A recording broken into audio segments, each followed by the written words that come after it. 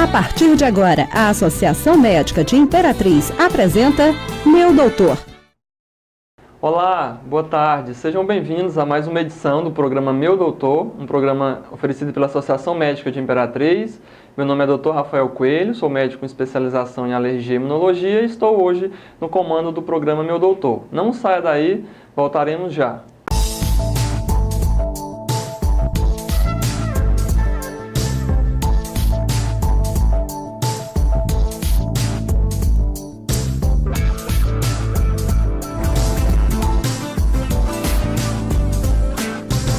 Dermopele é uma clínica médica referência no tratamento da sua saúde, com uma equipe de profissionais capacitadas em diversas especialidades. Doutora Karine Vieira, dermatologista, cuidados da saúde e beleza da pele, unhas e cabelos. Doutora Maria Alice Batalha, cirurgia plástica, estética e reparadora. Doutora Reika Lopes, cirurgia vascular. Doutora Zana Veloso, nutróloga. Doutora Leidiana Fortaleza, psiquiatra. Dermopele, confiança e tecnologia no cuidado da sua saúde. Olá, estamos de volta com o programa Meu Doutor e hoje nós temos a honra de receber a doutora Luana. Doutora Luana Maia, ela estreou há 15 dias atrás aqui em Imperatriz, é mais uma médica chegando para a cidade. A cidade tem crescido muito, se tornado uma referência no sul do Maranhão e na região tocantina em atendimentos de saúde e ficamos muito felizes com a chegada de mais profissionais para vir somar e trazer qualidade de vida para a população. Seja bem-vinda, doutora Luana, à Imperatriz e à Associação Médica. Primeiramente, gostaria de agradecer à Associação Médica de Imperatriz e ao programa Meu Doutor pela oportunidade de estar vindo aqui. A gente que agradece, doutora Luana, a sua presença aqui no programa e eu gostaria que você comentasse brevemente sobre a sua origem e sobre a sua formação médica. Então, doutor Rafael, eu nasci aqui em Imperatriz, né? Na época, meus pais estavam morando aqui, eu morei em Açailândia. E depois fiz faculdade em Uberaba, Minas, e fiz a especialização em São Paulo e agora estou retornando à Imperatriz. A doutora Luana, ela fez a residência em clínica médica no Hospital de Servidores do Estado de São Paulo. Em seguida, fez a especialização em alergia e imunologia clínica pela Faculdade de Medicina do Hospital HC da USP, Universidade de São Paulo. A doutora Luana chegou num momento muito oportuno na nossa cidade. Nesse mês de abril, o inverno intensificou e com isso surgem as doenças respiratórias, que se confundem muito com as doenças alérgicas. Gostaria que a doutora Luana comentasse sobre como diferenciar a rinite do quadro de gripe, de resfriado, de sinusite infecciosa, como diferenciar a asma dos quadros de bronquite infecciosa, dos quadros de pneumonia. Fique à vontade, doutora. Os processos alérgicos, as rinites alérgicas, elas acontecem quando o paciente tem um contato, ele tem que estar sensibilizado a um ácaro, a um pólen. Quando ele entra em contato com aquele, por exemplo, um colchão ou algum mofo, desenvolve os sintomas. Começa aí, tem os espirros, né, aquela tosse, o olho pode ficar vermelho, pode ficar corizando. Já os processos, já que são envolvidos com as bactérias, o paciente já tem mais a febre, fica prostrado, né, diferente. Os quadros de asma, né, mais propriamente dito, é relacionado quando o paciente tem, fecha, né, que é o problema das vias aéreas inferiores, então tem uma hiperreatividade brônquica quando em contato com esses ácaros, o pólen, se o paciente tem história do látex. E tem a falta de ar, né? O pulmão fica chiando, que gera aquele sibilo, porque estreita os brônquios, né, inferiores e dificulta a passagem de ar. E o paciente, doutora, que já tem um histórico de rinite ou de asma, ele está mais vulnerável, mais suscetível, essa época do ano, a processos infecciosos? Sim, pode. Os processos alérgicos, né, os pacientes que já são mais alérgicos, podem ter maior propensão a desenvolver mais processos bacterianos, né? Perfeito. Então, se o paciente tiver um histórico de alergia e houver algum agravamento dos sintomas, ele deve buscar o médico para diferenciar se foi uma exacerbação do quadro alérgico ou se é um quadro infeccioso, porque de fato é confuso para o paciente. E como fazer para prevenir essa época do ano, onde há muitas pessoas desabrigadas ainda em Imperatriz devido às fortes chuvas, pessoas que muitas vezes têm as suas casas inundadas e aumenta a umidade dentro do ambiente domiciliar, aumenta também o tempo de permanência dentro da casa por conta do período chuvoso, expondo mais o paciente aos ácaros. Então, o que fazer essa época do ano para tentar reduzir esse risco de exacerbação ou de surgimento de novas crises?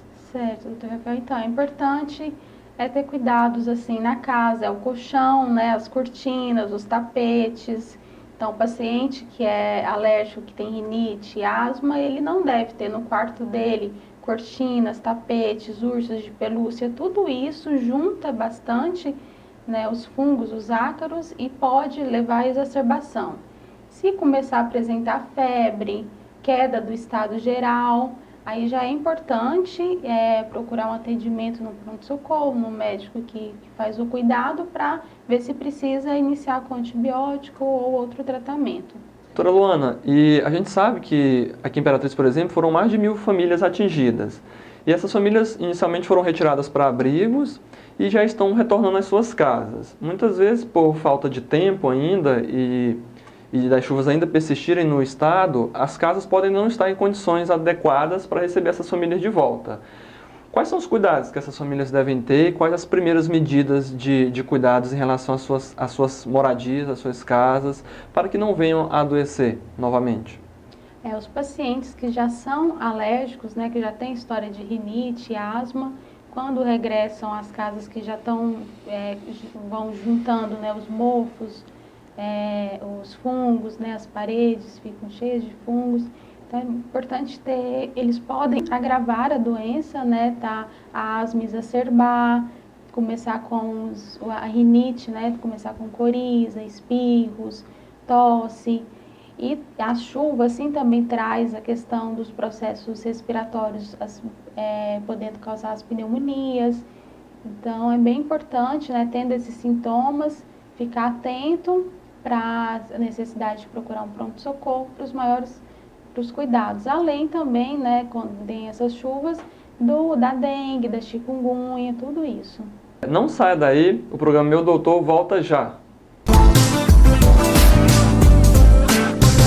Dermopele é uma clínica médica referência no tratamento da sua saúde, com uma equipe de profissionais capacitadas em diversas especialidades. Doutora Karine Vieira, dermatologista, cuidados da saúde e beleza da pele, unhas e cabelos. Doutora Maria Alice Batalha, cirurgia plástica, estética e reparadora. Doutora Reika Lopes, cirurgia vascular. Doutora Zana Veloso, nutróloga. Doutora Leidiana Fortaleza, psiquiatra. Dermopele, confiança e tecnologia no cuidado da sua saúde.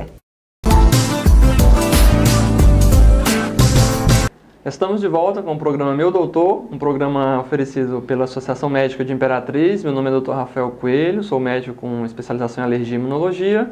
E hoje estamos tendo a honra de receber a doutora Luana, também médica na especialização de alergia e imunologia clínica. Neste bloco, nós iremos abordar de maneira mais sucinta as doenças alérgicas. Tá. Doutora Luana, Imperatriz ela tem se tornado uma cidade universitária e os estudantes de medicina têm desenvolvido estudos muito importantes para que a gente possa conhecer quais são as doenças mais comuns e de que forma elas estão prevalentes na nossa população. Tem um estudante chamado João Neto, onde ele aplicou em Imperatriz um estudo chamado Estudo ISAC, é um estudo internacional onde ele aplica questionários nas escolas para adolescentes para sabermos qual que é a incidência das doenças alérgicas. Ele entrevistou 1.200 adolescentes em Imperatriz e obteve um resultado muito surpreendente. Nesse resultado, nós vimos que os índices de alergia de Imperatriz são superiores à média nacional e superiores até o dobro de São Luís, onde o clima é totalmente diferente por ser uma cidade à beira-mar. No caso da asma, que é uma doença que acomete até 10% da população mundial, uma doença crônica, uma doença impactante e às vezes fatal, sabemos que no Brasil, por dia, vão a óbito de 2 a 3 pessoas por asma, por falta de tratamento adequado ou de acesso à saúde. E Imperatriz, ele identificou que há uma prevalência de até 20% de asma E de tosse noturna na ausência de infecção, durante o ano, pelo menos uma crise, de até 50% da população. Então, aquela sua tosse à noite, aquela tosse que incomoda o paciente, onde não tem febre, não tem outros sintomas de uma gripe ou resfriado, pode ser asma, doutora Luana? Quais seriam os sintomas para o paciente achar ou suspeitar que está com asma e buscar um médico para tratar essa doença? A asma, então, é uma doença pulmonar das vias aéreas inferiores, em que o paciente tem uma inflamação e quando a asma é alérgica, porque pode ter asma não alérgica também, quando ele em contato com os ácaros, os fungos, pólen, ao que ele for sensibilizado, ele desencadeia um estreitamento dessas vias aéreas e o ar não consegue chegar ali onde deve ter as trocas gasosas. Onde o paciente tem, então, aquela falta de ar intensa, ele tem também, o pulmão fica fazendo aquele barulho, né, de chiado.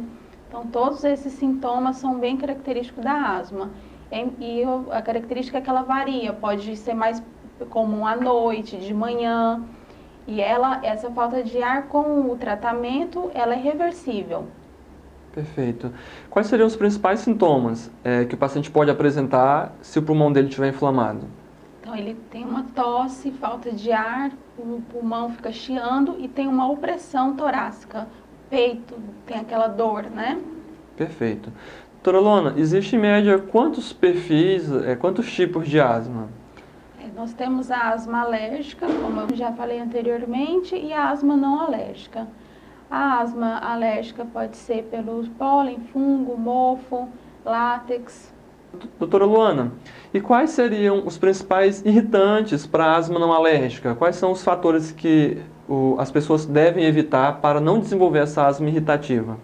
Então, os irritantes, o cigarro, que é o tabaco, os cheiros fortes, por exemplo, a pessoa que trabalha em postos de combustíveis, construção civil, tudo isso pode fazer com que irrite, né, ali o pulmão e faça com que desenvolver uma asma mais irritativa.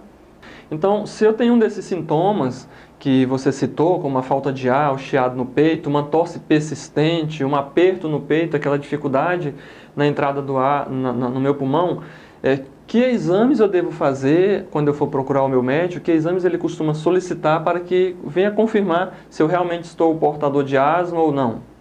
O importante, igual o doutor já falou, tendo a história clínica, né, o que o paciente vem relatando, um exame muito importante é a espirometria, em que a gente vai avaliar a função ali do pulmão, se está tendo uma obstrução, se essa obstrução está sendo reversível. Pode ser feito também uma radiografia de tórax para identificar, ou um exame de imagem como uma tomografia, mas mais para identificar se tem alguma outra doença, né? Por exemplo, uma doença, uma DPOC, que é uma doença pulmonar obstrutiva crônica, ou alguma bronquiectasias, mas o importante é a espirometria e ainda o prick test, que é um teste de puntura, que é feito na pele através do extrato do pólen, do extrato do fungo, dos ácaros, e aí a gente consegue identificar se o paciente é sensibilizado, e isso mais nos casos das asma alérgicas. Perfeito.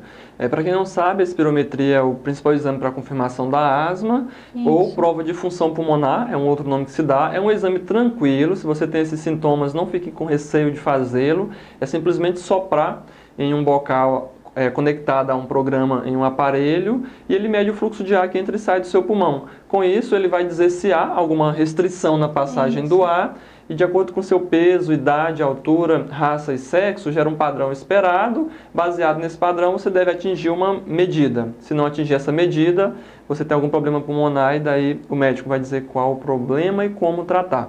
Perfeito. Então, simples exames, né, como um hemograma, um raio-x, uma espirometria e, se necessário, o teste alérgico ou o exame de sangue para alergia, nós vamos poder confirmar essa asma, né, doutora Luana? Sim. E saber que tipo de asma também. Além de confirmar a asma, vai dizer o tipo de asma, se é alérgica, não alérgica, e o grau dessa asma também, se é leve, moderada ou grave. Então, doutora Luana, uma vez que eu estou com os sintomas da asma, fiz a espirometria, fiz o exame de sangue, teste alérgico e confirmou que eu estou com asma. Qual é o tratamento disponível para mim hoje no Brasil, em Imperatriz? A asma tem um tratamento não medicamentoso e o tratamento medicamentoso. O tratamento não medicamentoso é ter o cuidado com os cuidados com a casa, por exemplo, não ter o colchão que está cheio de ácaros, os tapetes, as cortinas, tudo isso para evitar as exacerbações da asma. E o tratamento medicamentoso tem envolvido, né, entre eles, os corticoides inalatórios, que são as bombinhas, quando precisa do resgate, os broncodilatadores, lembrando que esses medicamentos ele tem na rede, né, os pacientes conseguem. Perfeito. Para quem não sabe, esses medicamentos para asma estão no programa da Farmácia Popular, um programa do Ministério da Saúde, onde é oferecido de forma gratuita. Pela asma ser uma doença crônica e precisar de um tratamento a longo prazo, que envolve meses e às vezes até anos, o governo criou esse programa onde o paciente tem esse acesso. Porém, só consegue pegar a medicação próprio paciente, dispondo de uma receita médica atualizada, com prazo mínimo de 6 meses e portando um documento de identidade com foto. Então, a asma tem tratamento para controle e para cura, doutora. Quando as pessoas falam de asma, muitos pacientes no consultório já chegam com muito receio. Doutor, a asma tem cura? Eu vou ter que usar esse remédio para a vida toda? Existe a cura para a asma, doutora? Existe algo de novo no Brasil, em Imperatriz, que a gente possa fazer para que o paciente fique livre das crises e livre do uso diário da medicação? Antigamente não se falava em cura, né? Mas atualmente com os estudos, com os avanços, né, da medicina, tem a imunoterapia específica, né? A imunoterapia são realizadas popularmente, as pessoas conhecem as vacinas, que o paciente, quando em contato com os ácaros, para ele não ter uma resposta tão intensa, né? Para ele ficar mais tolerante, vamos dizer assim. E ainda, né, temos os biológicos, que são os medicamentos super avançados, né? Temos também, né, além da imunoterapia específica, os imunobiológicos, que é já a medicina ali molecular, como o omalizumab, que é muito bom para os processos de asma alérgica. Então a asma tem controle e nesse presente, eu já diria assim, não no futuro, mas no presente, nós podemos chegar com a cura da asma com esse tratamento molecular. Não saia daí, voltaremos no próximo bloco falando dessas doenças tão prevalentes e tão comuns no dia a dia. Até já! Dermopele é uma clínica médica referência no tratamento da sua saúde. Confiança e tecnologia no cuidado da sua saúde. Estamos de volta com o programa Meu Doutor, um programa da Associação Médica. Meu nome é Dr. Rafael Coelho, sou médico com especialização em alergia e imunologia clínica e estamos no último bloco com a doutora Luana Maia, médica também alergista e imunologista. Doutora Luana, as pessoas hoje têm lidado e se deparado com o aumento das alergias. Por que isso está acontecendo? A pessoa já nasce com uma predisposição à alergia? Já nasce com um defeito genético para o surgimento dessas doenças? Doutor Rafael, o paciente ele já pode nascer sim, né, com uma predisposição genética, uma atopia, e dependendo do ambiente que ele for viver, né, isso pode vir a desencadear os processos alérgicos.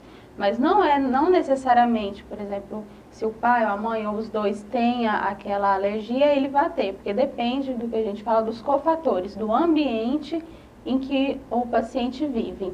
Então, para ter alergia, o paciente necessita de uma predisposição genética, né, de acordo com a história familiar, e da exposição ambiental. Isso é o que vai fazer ele desenvolver alergia mais cedo ou mais tarde, porque muitas pessoas desenvolvem logo na primeira infância e outros já na adolescência ou na vida adulta. É por conta do ambiente, então, essa precocidade ou esse tardiamento no surgimento das doenças alérgicas?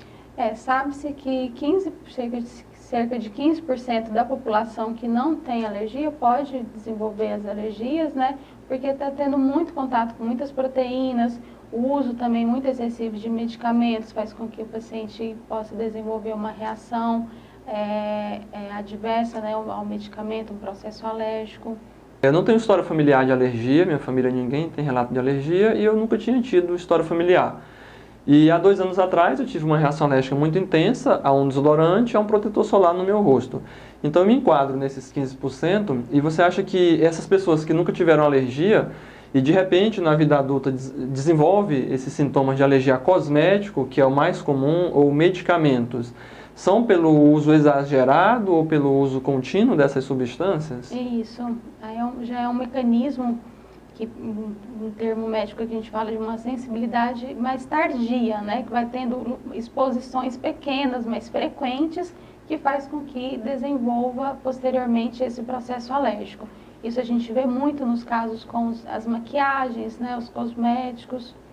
A nossa diretora mesmo, a Clara, que já passou dos 40 anos, ela hoje é uma mulher muito cara, doutora Luana. Ela, por ser jornalista e ter que usar bastante maquiagem no trabalho, ela já desenvolveu alergia a uma série de cosméticos e alergia ao níquel, que é a bijuteria. Então hoje ela é muito cara, ela só pode usar ouro ou prata. Então o uso indiscriminado de medicamentos, né, gera esse risco, e também o uso excessivo dos cosméticos. Hoje a indústria ela tem se adaptado para usar medicações para usar cosméticos que se chamam hipoalergênicos, com um risco menor. Então, esses serão os recomendados para essa população, né, doutora? Isso.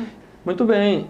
Inclusive, doutora Lana, quando eu recebi a nossa diretora Clara no consultório, ela estava numa crise muito intensa, com inchaço, vermelhidão no rosto, nos olhos, nariz congestionado, inclusive já com comprometimento auditivo pelo processo inflamatório e produção de secreção, num quadro realmente muito desconfortável que estava impactando a sua qualidade de vida e a sua produtividade no trabalho. E a Clara me questionou, mas doutor, eu sempre usei maquiagem a vida toda, e ela ainda mais que já tem uma vida longa, que já tem quase 50 anos, né? Então usei a vida toda, doutor. E de repente, por que eu desenvolvi essa alergia, doutora Luna? No meu caso também, né? Eu estou com 31 anos e de repente usando o desodorante a vida toda e tive essa crise. Por que disso acontecer hoje em dia? Doutor Rafael, o que acontece então quando você tem um contato contínuo, né, e frequente com essas moléculas, né, o organismo passa a desenvolver uma inflamação, né, isso de forma tardia, ele vai sensibilizando e tardiamente vai gerando esse processo inflamatório, que a gente fala que é uma hipersensibilidade tardia, que pode acontecer sim, do paciente não ter e vir a desenvolver. Entendi, ele vai usando e de repente o organismo entende que aquela molécula é inimiga. Isso. Porque é uma molécula estranha, que não pertence ao próprio corpo, né, da natureza, então ele reage contra, né, causando uma inflamação com todos os sintomas que a Clara citou. Aí no caso da nossa diretora ainda Clara, a gente fez um teste de contato, descobrimos as substâncias causadoras e aí o que fazer depois de achado a substância. Eu vou dar o meu exemplo também, eu fiz o teste e contactamos que eu sou alérgico ao timerossal, que é o nome da molécula. Existe uma associação que desenvolve um teste com as substâncias mais comuns de causar alergia. É um teste simples, onde bota um adesivo nas costas da pessoa, em média com 40 substâncias, para identificar a molécula, a substância causadora, né? Isso. No meu caso foi o timerossal. Tendo a identificação, o paciente ele deve evitar o contato, né, daquela substância, porque se ele vier, sempre que tiver o contato, o organismo não vai aceitar, né, vamos dizer assim, e vai gerar uma inflamação. E, por exemplo, no caso, cosméticos tem os cosméticos hipoalergênicos, né, os produtos hipoalergênicos, e o que ele tem a sensibilização, se o PET teste identificou que é sensibilizado, por exemplo, o timerosal, tem que evitar aquilo. Perfeito. Então, na alergia de contato, é evitar a substância causadora. No meu caso e no caso da Clara, nós passamos a comprar produtos, sempre de olho no rótulo do produto, para evitar aquela substância que foi identificada como inimiga do meu corpo. Essa questão de evitar essa substância, no meu caso já estou evitando há 2 anos, a Clara também nesse mesmo período, e a gente tem passado bem, porque se você não tem contato com o seu inimigo, você não vai ter crise de alergia. E por quanto tempo eu devo evitar essas substâncias? Por tempo indeterminado, e depois talvez repetir o teste para ver se eu já estou tolerante a ela, eu esqueço que ela existe ou eu posso tentar usá-la de novo? Então, doutor Rafael, é imprevisível, né? O importante alguns pacientes podem se tornar tolerantes, outros podem ficar sempre sensibilizados, né? Então, é importante ter o acompanhamento do médico alergista, especialista nessa área, para poder saber como que o paciente vai ter que prosseguir a sua vida com relação a a dermatite de contato ou outra alergia que ele tiver, né? Perfeito. Então, eu acho que isso serve de alerta, né, doutora? Para que as pessoas tenham cuidado com os produtos que estão usando na sua pele, tenham cuidado com a alimentação. Hoje em dia tem muitos embutidos, Sim. muitos enlatados com excesso de corantes, de conservantes. Isso. E muitos produtos tóxicos para a pele. Inclusive, por exemplo, o sabonete mesmo já pode ser um irritante. Tem muitas pessoas que não têm alergia, simplesmente irritação na pele, né, doutora? Mesmo. Por exemplo, o pH da pele é em torno de 5,5. Tem sabonete que vai de 2 a 13 de pH. Então, tem que procurar um sabonete próximo desse pH de 5,5, sempre hidratar bem a pele para que sua pele esteja mais resistente a esses fatores agressivos. Doutora, mediante uma crise de alergia, o que eu devo fazer? Eu estou em crise, eu usei um produto que me causou irritação na pele, está empolado, está inchado, como você tem o exemplo da nossa diretora Clara. Eu devo ir na farmácia, me automedicar, tomar um corticoide, tomar um antialérgico, procuro a emergência, procuro um médico. O que eu faço? Me socorra, doutora Luana. Só voltando assim um pouco que você falou que eu achei muito importante, é saber diferenciar que tem produtos que só irritam a pele. Você não vai ter uma alergia, mas vai ser algo mais irritativo. E com relação a isso, você está num quadro agudo de uma alergia intensa, não vá, né, a uma farmácia para ter o ideal, né, é você ir ao médico especialista para ele te orientar de forma certa quais os remédios corretos, né, que você deve fazer uso, né, ter uma orientação mais médica mesmo e do especialista. Perfeito. Então, se eu estou com uma crise, eu devo procurar o alergista imunologista ou um dermatologista, né? E na disponibilidade do especialista, pode procurar um clínico ou um pediatra, né, se for a criança. Porque muitas vezes é simplesmente orientações de cuidados com a pele, de banho, de hidratação já são suficientes. E, doutora, a gente pega muito no consultório pacientes com uso excessivo de corticoide, por conta própria ou por orientação, muitas vezes, na farmácia. Quais seriam os riscos do corticoide em excesso? Eu até questiono muito a Anvisa, o Ministério da Saúde, porque eu acho que o corticoide deveria ser prescrito, assim como o antibiótico, somente sobre prescrição médica, para evitar esses problemas. Quais seriam os problemas mais comuns do uso excessivo do corticoide? O corticoide é um medicamento muito usado na medicina, mas ele tem que ter a sua indicação, tem que ter um tempo adequado. Ele uso prolongado, altas doses, né, de corticoide, pode o paciente ter alteração da pressão, alteração do açúcar no sangue, pode dar, que a gente fala, ficar com aquela síndrome de Cushing, né, que o paciente fica com a face em lua cheia. Então, pode dar muitas alterações. Diabetes, né, doutora? Hipertensão, a pressão, interferir no crescimento da criança. Isso. Né? Então, o corticoide, gente, é como poder, como dinheiro, como algumas coisas que são boas na vida, porém a dose e o tempo de uso é muito importante. E como as alergias são doenças crônicas, são doenças que, se não identificado o agente causador e retirado o agente causador do contato do paciente, ele permanece em crise por muito tempo, tendo que usar essas medicações para controle. Mas nem sempre o corticoide é a melhor medicação para o controle das alergias. Na verdade, em poucas vezes a gente precisa usar um corticoide oral, né, doutora, para controlar essas doenças. Inclusive, doutor Rafael, já que o senhor citou tanto meu exemplo, inclusive aumentando a minha idade ainda mais, é interessante porque, como o senhor citou muito meu caso, no meu caso, por exemplo, inclusive eu tenho alergia ao corticoide, né, dentro do leque de produtos que eu tenho. O paciente alérgico, né, doutora Luana, ele muitas vezes não vem só com uma alergia, vem com várias alergias. Por exemplo, a Clara tem dermatite de contato alérgica, esses cosméticos, tem rinite alérgica e ainda tem alergia a medicamento. É uma bomba quando chega no consultório, né? Uma paciente que não é Clara, dá muito trabalho. Mas a gente tem que ter esse cuidado realmente de avaliar o paciente como um todo, né, doutora? Para que a gente não venha tratar uma coisa e exacerbar outra, certo? Isso. Então, eu acho que a melhor maneira mesmo é o paciente fazer um esforço de buscar um atendimento médico para ser bem orientado, bem diagnosticado e assim melhorar a sua qualidade de vida, né, doutora Luana? É isso mesmo. Então, os pacientes alérgicos, as alergias andam juntas, né? Podem andar muitas vezes juntas, que é a marcha atópica que a gente fala. Então, às vezes o paciente tem rinite, tem asma, tem dermatite atópica. Hoje em dia tem estudado muito a esofagite eosinofílica também, né? Então, sempre bom tendo os sintomas de alergia ir no especialista. Muito obrigado, doutora Luana, pela sua presença no programa Meu Doutor. Eu que agradeço a oportunidade, a Associação Médica de Imperatriz, ao programa Meu Doutor, de estar tendo essa chance de esclarecer muitas dúvidas que a população geral tem e não tem, né, onde esclarecer essas questões.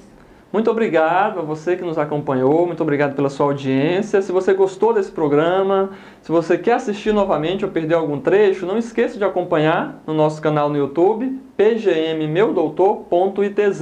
E até o nosso próximo encontro. Tchau e um bom final de semana a todos.